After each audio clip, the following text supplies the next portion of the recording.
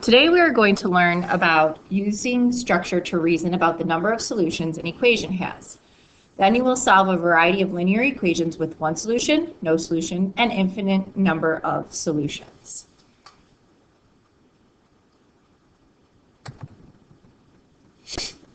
By the time you walk out of the door today, you should be able to determine whether an equation has no solution, one solution, or infinitely many.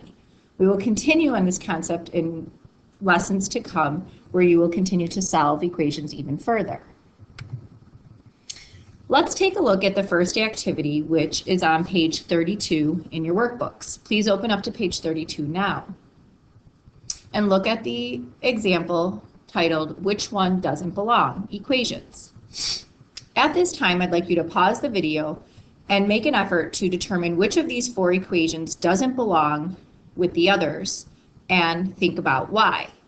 Pause the video and write your answer and responses down now. Let's check your responses with mine.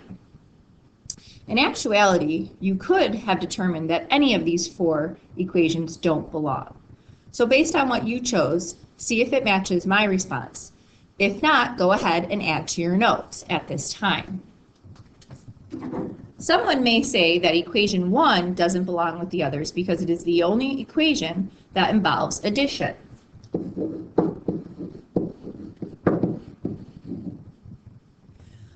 Someone may argue that equation 2 doesn't belong with the others because it is the only equation involving multiplication.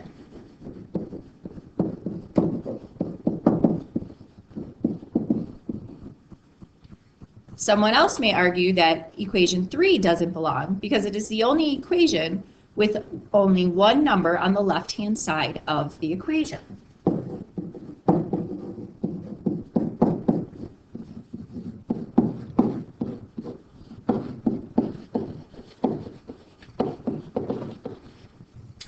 And lastly, with problem number 4, someone may argue that this equation doesn't belong because it is the only equation that involves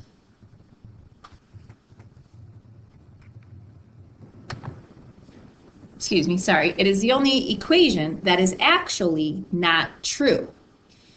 If you go ahead and perform the operations in all the above equations, 5 plus 7 is 12, and 7 plus 5 is 12, which is true. If you perform the operations in equation 2, 5 times 7 is 35, and 7 times 5 is also 35. So they are equivalent, which also makes them true. If you perform the operations in problem number 3, 7 minus 5 is in fact 2, which is equivalent to 2, so again, is true. However, if you perform the operations in equation 4, 5 minus 7 gives me negative 2, where 7 minus 5 gives me positive 2. These two are not equivalent. Therefore, this is not a true statement.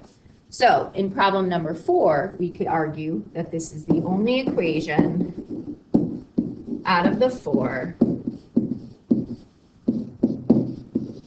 that is not true. At this time, if you don't have responses, add these into your notes. You may have different responses as to why you chose an equation that doesn't belong, but please go ahead and add these into your notes at this time. Once you are done, you can resume the video and move on to the next example.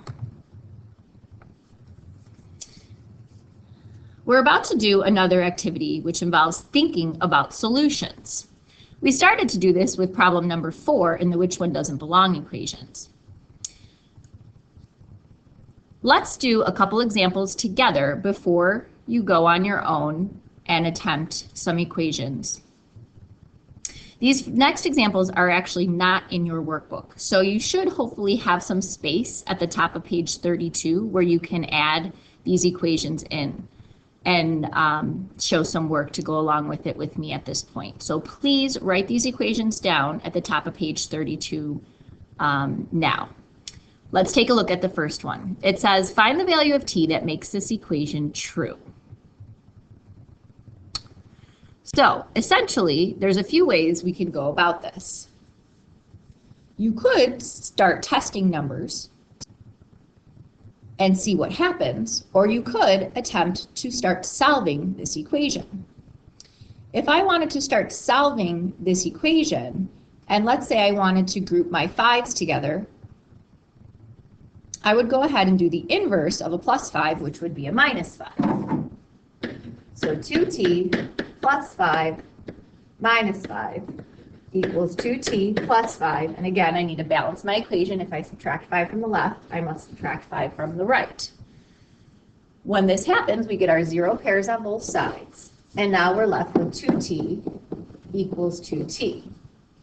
Hopefully what you are realizing, and you may have even realized it at the start of this equation, is that the left side is exactly equivalent to the right side. So it has already been balanced from the very start. We can further see this after subtracting the 5 from both sides. Originally, we were left with 2t plus 5 equals 2t plus 5. Now, after eliminating the 5's, we are still left with two equivalent statements. 2t equals 2t. These statements will always be true. If I wanted to go ahead and eliminate my 2 now, I know I can do the inverse, which I'm seeing 2 times t. The inverse of multiplying would be dividing. So I'm going to divide by 2, and again, whatever I do to the left, I must do to the right to balance my equation out. On the left, they divide out. On the right, they divide out. Now I can see even further that I'm still left with two equivalent statements. T will always equal t. So when this occurs, this means that I can pick any number I want in this problem, and it should always make the equation true. If you're not sure about that, start testing some numbers. For example, if I wanted to substitute 1 in for t, let's see what happens. 2 times 1 plus 5, will that equal 2 times 1 plus 5? When I do the math on the left, 2 times 1 is 2. 2 plus 5 gives me 7. When I do the math on the right again, 2 times 1 is 2 plus 5 again gives me 7. So we can see that 1 works as a value of t. Go ahead and pause the video right now and test a couple more values. You may want to try 0, you may want to try a negative integer like -3 or -5. So go ahead and pause now and try and test a couple more. Hopefully what you realize, no matter what number you tested in for t, they all hold true. 2t plus 5 will always be equivalent to 2t plus 5. Or, once we do the inverse operations, in the end, we get to t always equaling t, which is in fact always going to be a true statement. So what this example tells us is that we can choose any value for t that makes the equation true. So, all values work in this equation. Again, please make sure you have this example written somewhere, hopefully at the top of page 32. Now let's take a look at the second example. Find the value of n that makes this equation true. N plus 5 equals n plus 7. Well, if I compare this example to the previous one, I notice they are not two equivalent things on both sides of the equation. I do see that n and n are balanced on both sides. However, I have a plus 5 and a plus 7 on each side, which are not exactly the same. So some might notice right here that there will be nothing I can input for n in order to balance these out and make the equation true.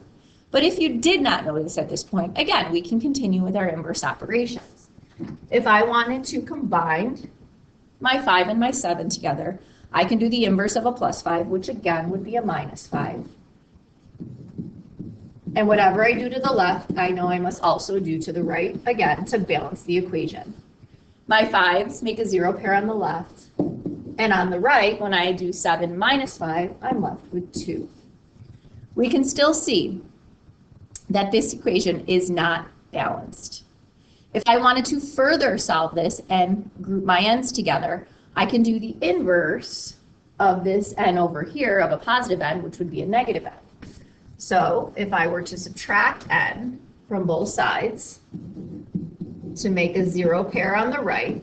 Again, I need to do that operation on the left to balance my equation.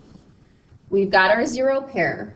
We've got a zero pair here as well, which leaves me literally with 0 since I have nothing left on the left side. And now I'm left with a statement such as 0 equals 2. This statement we know will never, never be true. So because throughout this process we were seeing untrue statements, we can conclude that no matter what we put in for n, this equation will never be true. Again, pick a number and test it. Let's test -1 this time. So if I were to input -1 for n, so we're checking with -1, will these two statements be true? Well, if I add -1 plus 5, I get 4 on the left. If I add -1 to 7, I get 6 on the right. We know that 4 can never be equivalent to 7. So this just further proves that this equation has no solutions that will make it true.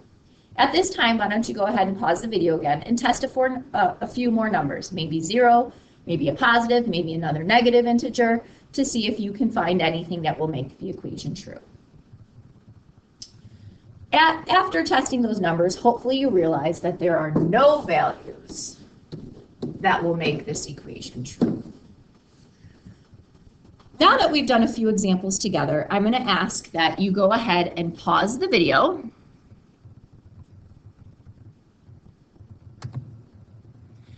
and complete the examples in the middle of page 32, where it says thinking about solutions. It is your task to sort these equations into two columns. One that will contain all values or all possible solutions for the equation. And the second column, or the second category, should contain the equations with no values. Think about the approaches we just did together with the last example. If you can recognize it early on without having to go further with the math, that's fine. If you need to take it all the way to the end and complete all your inverse operations to see whether the two are equivalent or not, that's fine as well. So pause the video now and go ahead and complete your sort. When you're done, you can check it with mine. Welcome back. Let's go ahead and see how your sort went. If we take a look at the first example given to us in your workbook, n equals n. I'm going to place n equals n in the all values column. This was very similar to the last example we did together when we got t to equal t. So if n equals n, I know that is a true statement. No matter what I put in there, no matter what number we input, we will always get the same output on both sides. Let's take a look at the second equation. 2t plus 6 equals 2 times the quantity of t plus 3. I'm also going to place this in the all values category. If I were to do some math to prove that all values would work on the right-hand side, I know I can distribute my 2. So let's go ahead and do that now, if you haven't done so already. I know with distributing I'm multiplying, so 2 times t on the right gives me 2t, and 2 times 3 gives me 6. I can clearly see at this point that these are two equivalent expressions on both sides. 2t plus 6 will always equal 2t plus 6. So if you noticed it at this point, you don't have to go any further, and you can stop here and place it in the all values category. Let's take a look at the one below. 3 times the quantity of n plus 1 equals 3n plus 1. I'm going to go ahead and place this in the no values category. Let's prove why this one has no values that will work. Again, I'm going to use that same concept as I did in the last problem. I know I see a 3 outside the parentheses, so I can distribute it. 3 times n gives me 3n, and 3 times 1 gives me 3.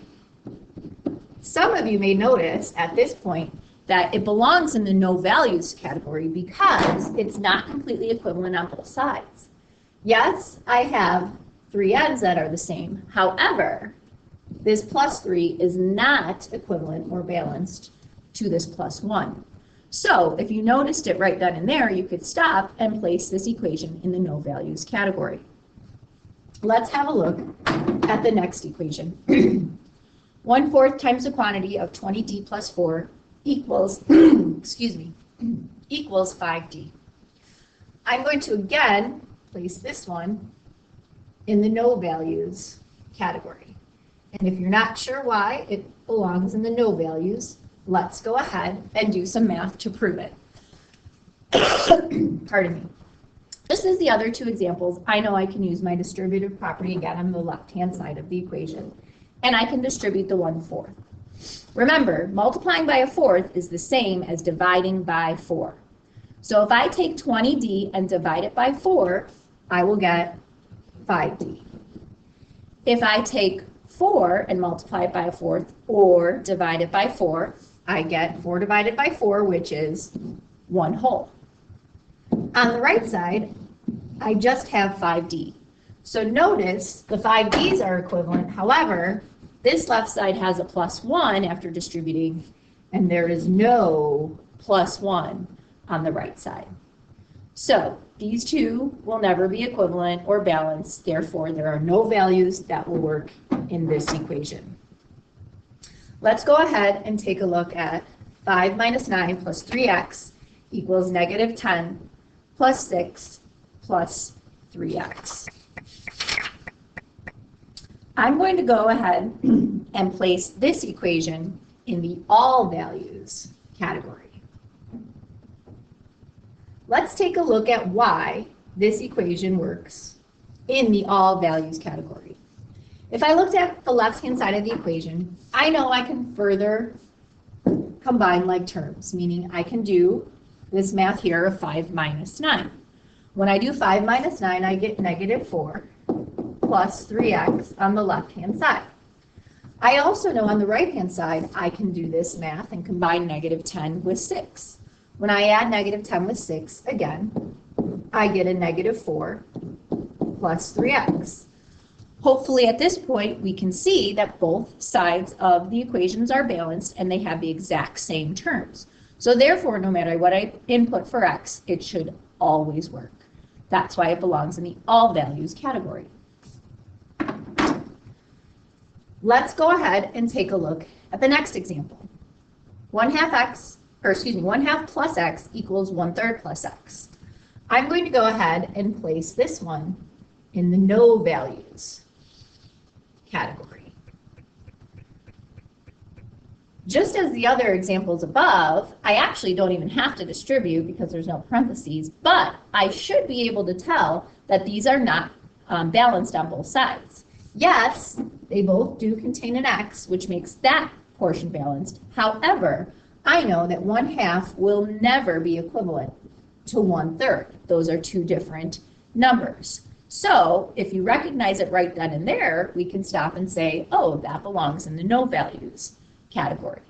Remember, if you're unsure about any of these and it's not making sense, you can always pause the video and test and input numbers to see if it holds true or not. For example, with this problem, if I wanted x to be 1, I could input 1 for x. And when I add these two together on the left side, I get 1 and 1/2.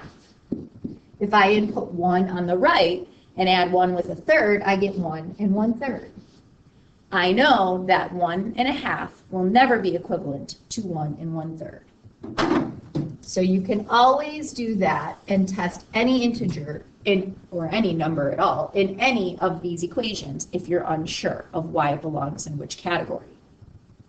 Let's go ahead and take a look at y times -6 times -3 is equal to 2 times y times 9. I'm going to go ahead and place this one in all values make this equation true. And let's take a look why I would place it there. Again, just like I worked out the previous problem above in this category, we can go ahead and combine some integers on the left-hand side. I can do the math of -6 times -3, and I get a positive 18. I can do the math on the right with 2 times 9, and again, I get a positive 18 times y. We know based on the commutative property of multiplication that y times 18 is in fact equivalent to 18y. So therefore, both sides of the equation are saying the exact same thing and are completely balanced. So no matter what I input for y, this equation will hold true. So all values work. Let's go ahead and check the last equation. V plus 2 equals V minus 2. I'm going to go ahead and place this one in the no values column. Hopefully, you're noticing the pattern or the relationships here. Yes, again, we have the two equivalent V's on both sides. However, we should realize that a positive 2 will never be equivalent to a negative 2. So therefore, this will never be balanced. So no matter what we input into this equation, no value will work here. At this time, please pause the video. Make sure you have all of your equations in the correct columns, and you've shown some math like I have in red and blue here to prove why they belong in that column. If you need to add to your notes now, please do so. Again, if you're still unsure as to why these equations belong in each column, test a few more integers in each one to make sure that either all values work in the left-hand column or no values would work in the right-hand column.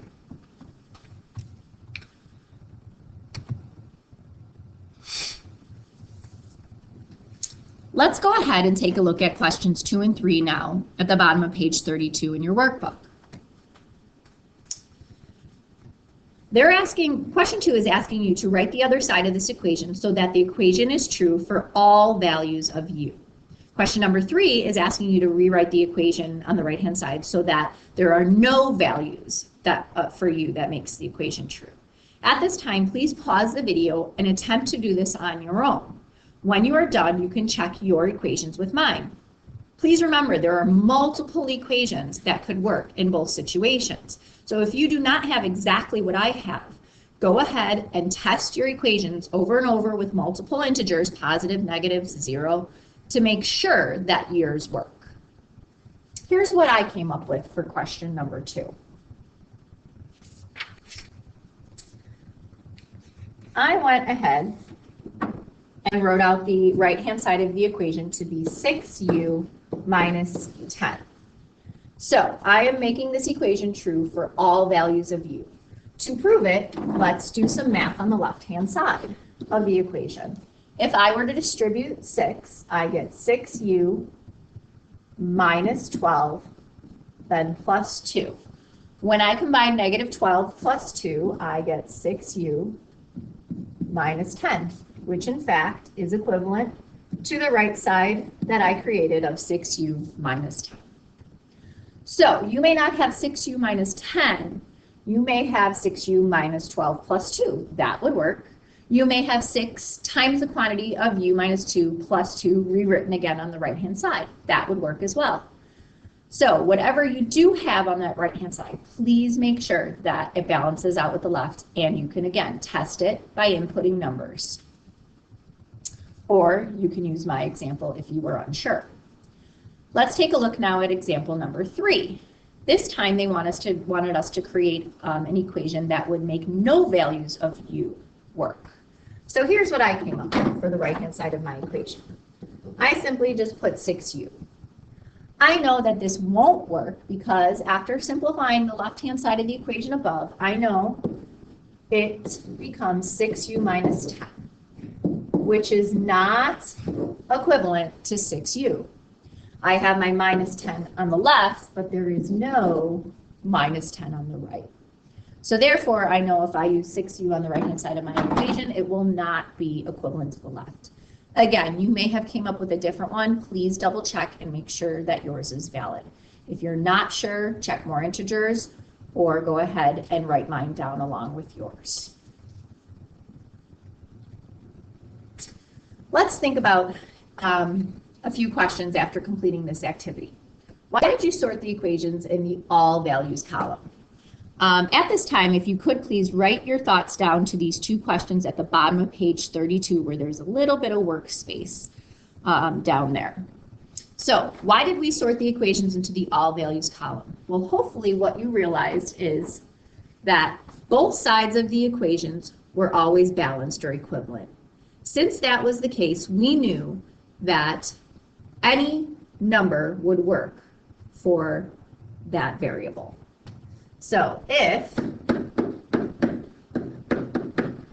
both sides of the equation are equivalent or the same, then any value for the variable will make the equation true.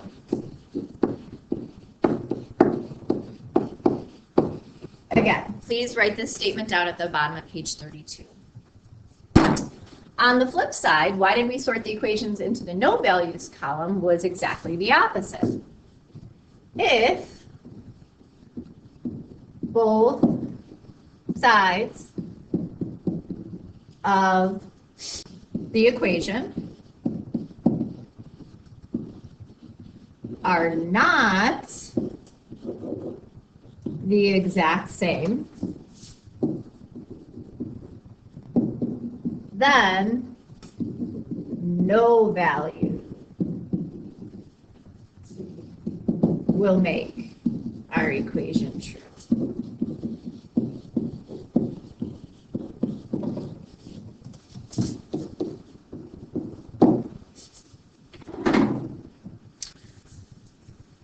After you're done writing this down, we're going to go ahead and move on to the next activity or the next example, which is what's the equation?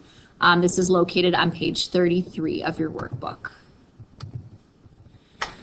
So in this activity, they're asking us to complete each equation so that it is true for all values of x. So we want to think about that whole left side being equivalent to the right side, making all values true. Please pause the video and attempt these 3 examples on your own first, and then resume and check them with mine. When I look at example A, I notice on the right-hand side there are some parentheses. So if I think about distributing here, and remember, I want it to be balanced and equivalent to the left-hand side. If I do 3 times x, I get 3x, which is in fact the same as what's going on the left side. Now I have to think about 3 times what number here will get me to 6. Well, I know 3 times 2 is going to get me to 6. So if I just simply place a 2 in that missing place, I will have 2 equivalent equations because 3 times 2 is in fact 6. So we can see now that the left side is equivalent to the right in this equation, so therefore any value for x will hold true. I can use that same approach in example B. Even though there's not a number outside of the parentheses, we can do the distributive property with a negative sign. So I'm going to first distribute to my negative x over here. If I take a negative times a negative, I'm going to get a positive x, which now I can see a positive x on the right and a positive x on the left. All I need to come up with now is that -2 or that -2. So I know, again, if I put a 2 in the missing spot here and I were to distribute my negative sign to my 2, that will become a -2, which -2 or -2 mean the same thing. So now I can see I've made an equivalent equation on both sides to show that any value for x would work. Remember, x minus 2 is in fact equivalent to -2 plus x. So by simply placing a 2 in the slot for B, in the missing blank for B, I've created an equation where all values of x will hold true. Let's look at example C. It looks slightly different than the others. In A and B, we use the distributive property. In example C, we can still distribute, but rather than multiplying, we're showing a fraction bar, which means to divide. But we can do that same process by, instead of multiplying, we can divide both of these terms on the left by 5. Remember, dividing by 5 is in fact the same as multiplying by a fifth. So that distributive properties can technically still be showing multiplication if you think about it as multiplying by a fifth. I'm going to go ahead and think about it as division though. Sorry, that's very messy. Let me rewrite that. 15x divided by 5 minus 10 divided by 5. So let's complete that math. 15x divided by 5 gives me 3x. And minus 10 divided by 5 gives me a minus 2. So now I can compare these two terms with the right-hand side of the equation. Negative 2 or minus 2 is represented in both. And what's missing is my 3x from the right-hand side to make it equivalent. So I'm going to input a 3x in the blank on the right-hand side.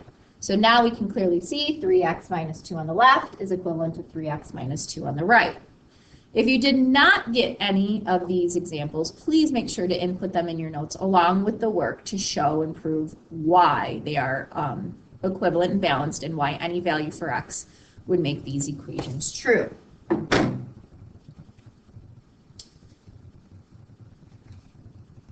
Okay, after completing these 3 examples, stop and think about question number 3 here.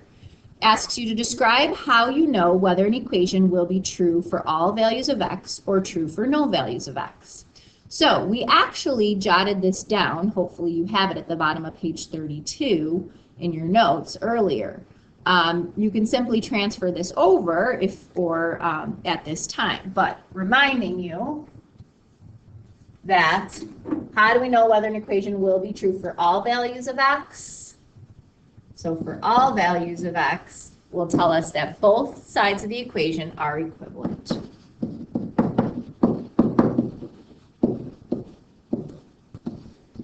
Or the same.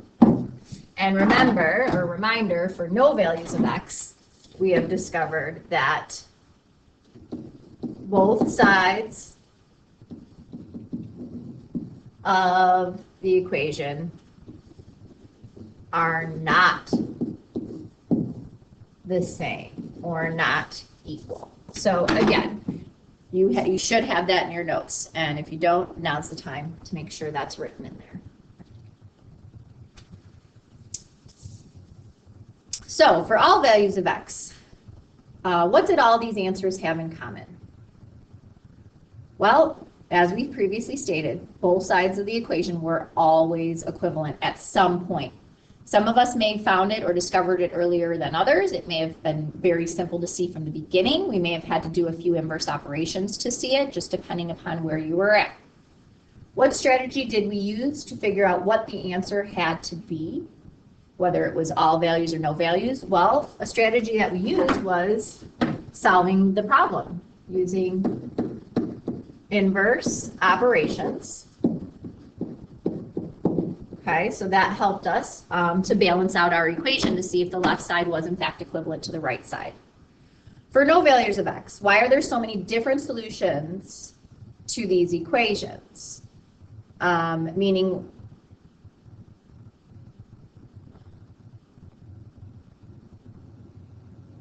I'm sorry, let's ignore that question at this point. So we did talk about the second question here. What was different about equation C?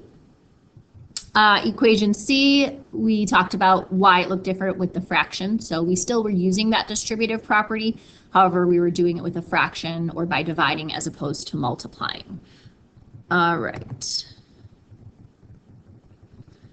So just recapping again what we talked about, what are some ways that you were able to determine how many solutions there were to the equations that you solved today? We talked about using inverse operations. We talked about looking to make sure the left side balances with the right side. And if they do, we know that throughout all values for x are possible solutions. If they don't, we know that no values for x are possible solutions. In your workbook, you have your lesson summary on page 34. That's where this information comes from. They give you an example. They say an equation is a statement that two expressions have an equal value. The equation is a true statement if x is 3 in this particular equation. So they're proving it by inputting 3 in for x. We know we can actually use inverse operations to also prove that statement.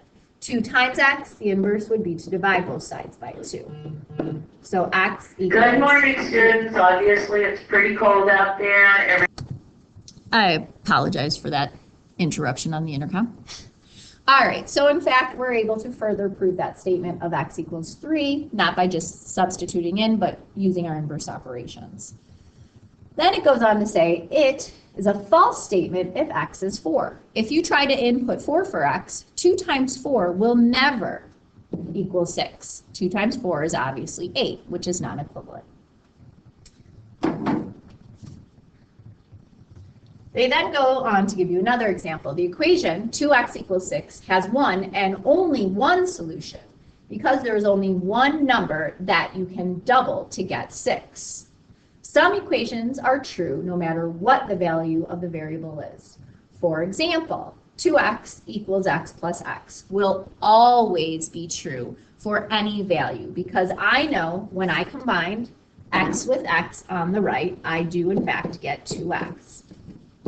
So please notice the difference between this example versus the previous one. The last example we did has one solution for x. X is 3 and can only be 3. In this example, I can input any number for x because the two sides are balanced, and no matter what I input, I will always get that balance. Let's go ahead and take a look at our third option now and recap our third option for equations, which is some equations will have no solutions. For example, with this equation, x will never be equivalent to x plus 1. Because remember, this has the plus 1, this side does not, so therefore it will never be balanced. And no matter what value I input into this equation for x, I will never get two equivalent sides. So, it is important to realize at this time that that equations can have one exact solution, all values or all solutions, or no solutions at all. Keep this in mind while you are working on your quick progress check for this lesson and your practice problems and problems to come.